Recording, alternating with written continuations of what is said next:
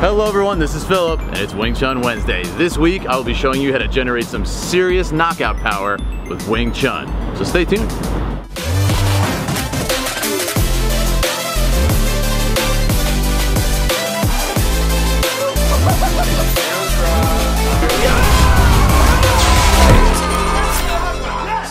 Welcome back to the show where I prove that gamers can be fit, athletes can be artistic, and in this case, that you can knock somebody out with Wing Chun. So let's say maybe you did something a little rude to First Lieutenant Massey, the Marine Corps here. Like maybe you kissed his sister. It's not recommended. It's not recommended at all, right? Maybe he's a little upset with you. Maybe he's a little angry. Maybe he's remembering that training from the Corps, if you know what I'm saying. You know what I'm talking about, yeah? Oh, he knows what I'm talking about, yeah. So what I'm saying is, you don't want to mess with this guy. Oh, you don't want to do that. So your best bet is probably to knock him out and get out of there ASAP, right? Oh, he's not pleased, man. You want to get out of there. So a lot of people argue, let's say, you can't have a lot of knockout power with Wing Chun because it's really tight like this. A lot of stuff is chi sao based, of course, which is going to end up like from this distance and that distance and da. That stuff, it's really, really tight, which is a valid argument to an extent, because I mean, that's probably an argument with someone who's never been hit, right? Or just somebody who hasn't been involved in a fight. There's gonna be a lot of tussling, and you're gonna be a lot closer than you'd naturally want to be to somebody. Everybody's got a plan until they get hit. A hit's a hit, man. I'm actually gonna use the fact that those Wing Chun chi sao type moves are really tight to my advantage. Now let me explain. They're extremely painful and agitating, and then I'm gonna follow through with some serious power. And these moves, they're used as like sort of an aggro in my book. I'm gonna try and agitate them, you know, say we're doing something like this with a little bit of ha! Just kind of get them going, get them a little tense, and then from there, I can set up for what? Some serious power, man. Some serious power. And you're gonna knock them out. Look at some of these knockout artists, right? Even if it just gives you a few seconds of disorientation, it's gonna allow you to make those follow-on hits. And it could even be sort of a test thing if he has a stance up. It could even be, you know, whatever it is. Like a lot of these Wing Chun things, you see that sort of chi sao slap, that sort of test. Again, probably not gonna knock somebody out, but it's gonna agitate him. But you're testing it out, you're testing it out, you can pull him in like that. If you have boxing gloves, not gonna work because you need to have MMA gloves for the grab. You see, you kind of tense up a little bit, cause him to bring up his guard, and from then, maybe it can even just allow you to get close, whatever you want to do. So a good example, you can do this in a number of ways, one of which is kicking. When you can kind of like push him a little bit, so I can even push him to create space, and then move in for that move. Again, like sort of that stepping Wing Chun punch, has that power. It's got my whole weight behind it, got that torque, and everything there. So that's one way to do it, to kind of create space. And you don't have to necessarily kick him straight like that. You can push him back. You can just push him back a little bit. Number two is angle, to create that angle for the knockout. Say I get that, and I'm gonna bring his head down like that, and then boom, from here, we have that angle to kind of like he's disoriented, he doesn't know what's going on.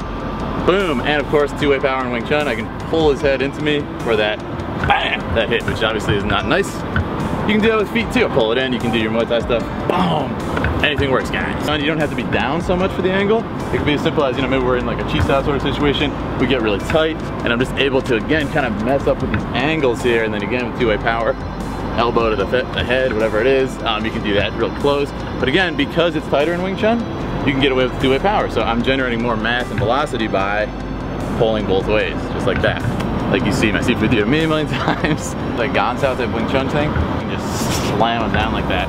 That, cutting in, you can utilize that even when he's down here. Just literally cut into him. It's almost like a hammer fist. I can bring my whole stance into it. And that's when you get that knockout power. Okay, so the last one, of course, is to create a complete imbalance, where maybe even you just kind of push him so he's not in his normal stance. Then from there, you can just move in, do whatever you gotta do. With a fox type thing, you can push him down and then go for the kick. Because anybody who's in a normal stance ready for you is probably not gonna get knocked out. What do you think? It's not always about the knockout. The knockout is like an added bonus. You gotta ask yourself, like, what am I trying to do here? Am I trying to get this person to submit, or am I trying to get away from the situation? And any of those scenarios that he just went through are going to allow for that, because you're going to create space, and you're either going to give your opportunity to force them to submit by doing something horrifically violent, or you're going to create the space for the situation to dissipate and the fight to happen. A lot of Wing Chun people do it wrong because they think it's going to be this. There's the first contact, but you got to be able to start it from, you know, say you're fighting, it's just that, and you're ready to use your chi sao skill. You're ready to go from there and use the elbows and stuff. You can aggro them, like I said, any sort of fighting stance works, guys. I'll draw them out. This makes you real uncomfortable with people. I can come in, boom, like that. And creating that nasty energy like that, guys. From here, grab his head. Back of the head is always nice. Give him a nice donkey punch. Moving like that. Bah! with the elbows. You can do the sort of thing where you get him in like that. Again, he's pretty tied up now. Boom, boom. You can get that, guys? This is great with this. Hit him, elbow, elbow, elbow, elbow, elbow. You can do the two-way elbow. Just throw the elbow, spam him, man. It's like a fighting game. It's a really cheap move. It's a big chunk of bone, man. Of course, the Chum Q turning punch. Boom! It's a big shebang there. You can pull them into that. Two-way power is just boom. So remember, guys, this is not UFC. There are no rules. There is no referee. So, how do a lot of UFC technical knockouts go? The guy will get knocked onto the ground. You know, a good majority of them that I've seen anyway. Guy gets knocked out, goes into the ground, and then what do you see? These guys rush in with the hammer fist and start smashing on their face. Why is that? Because they can't stop him on the ground. I would just stomp him onto the ground. Like this, you can simply just stomp him in the face. It's not pretty. Boom! Boom! They have their hands up. I mean, dude, what's he gonna do? Honestly, he's not gonna stop that. That's like my full body weight stepping down. So, it's terrible, it's rude. Please don't ever do it unless you have to.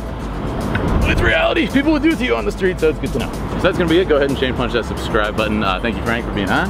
I'm an artist, I'm a gamer, I'm an athlete, and I show that you don't have to be labeled by society for doing everything. You just be yourself and do your thing. So, join the community, be happy to have you. We got your back. The core's got you now. Please only use this if it's a life or death situation. You know, even if you're in the ring, you can utilize these ideas, but just be safe. Climb over it.